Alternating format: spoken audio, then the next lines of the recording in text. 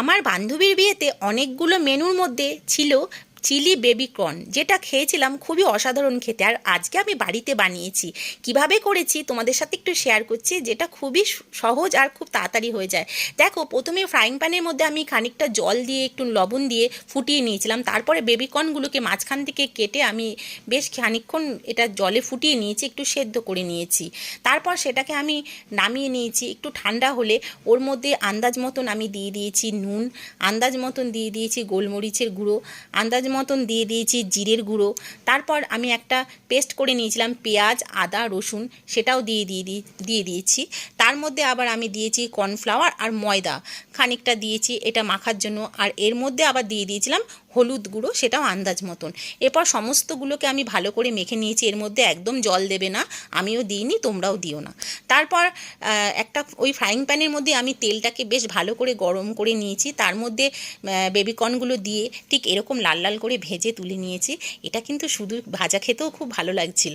তারপর সেই তেলের মধ্যে আমি এখানে আদা কুচি রসুন কুচি আর লঙ্কা কুচি দিয়ে একটু ভেজে নিয়ে তার মধ্যে আমি পেঁয়াজ আর ক্যাপসিকাম ঠিক এইভাবে আমি কেটে নিয়েছি। যেভাবে তোমরা চিলি চিকেন করো সেভাবে কেটে নেবে। তারপর একটু হালকা ভাজা হলে, মানে ভাজা বলতে একটু নরম হলে পেঁয়াজ আর ক্যাপসিকামটা, তার মধ্যে আমি এক এক করে সসগুলো মিশিয়েছি। দেখো, প্রথমেই দিয়ে দিয়েছি আমি এর মধ্যে সয়া সস, তারপরে দিয়ে দিয়েছি চিলি সস। আর এটা যেহেতু নামে আছে চিলি বেবি কর্ন, সেজন্য একটু ঝালঝাল হবে এই আইটেমটা খেতে। তার মধ্যে দিয়ে দিয়েছি, দেখো এখানে টমেটো সস, তারপরে এর মধ্যে মিশিয়ে দিয়েছি ভিনিগার। আর এগুলো সব একসঙ্গে আমি মিশিয়ে দিয়ে ভালো করে পেঁয়াজ আর ক্যাপসিকামের সঙ্গে এগুলো সব আমি ভালো করে মিশিয়ে নেব।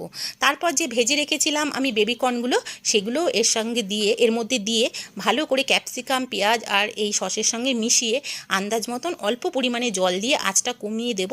আর এগুলো একটু সেদ্ধ হতে দেব। আর যখন এরকম ঠিক গা মাখা মাখা হবে তখন এটা তুলে নিলেই ব্যাস। ওপর থেকে আমি সাজানোর জন্য একটু পেঁয়াজ পাতা ছড়িয়ে দিয়েছিলাম। আর দেখো, এটা রেডি হয়ে গেল আমার চিলি বেবি কর্ন। এটা খেতে খুবই দারুণ লাগে, তোমরাও এটা বাড়িতে করে খাও, ভীষণ সুন্দর। আর বেবি কর্ন হচ্ছে ভুট্টার একদম মানে মানে ছোটো কচি অংশটাকে বলা হয় বেবি কর্ন, যেটা সমস্ত সবজির দোকানেই পাওয়া যায়। আজ এই পর্যন্তই, টাটা।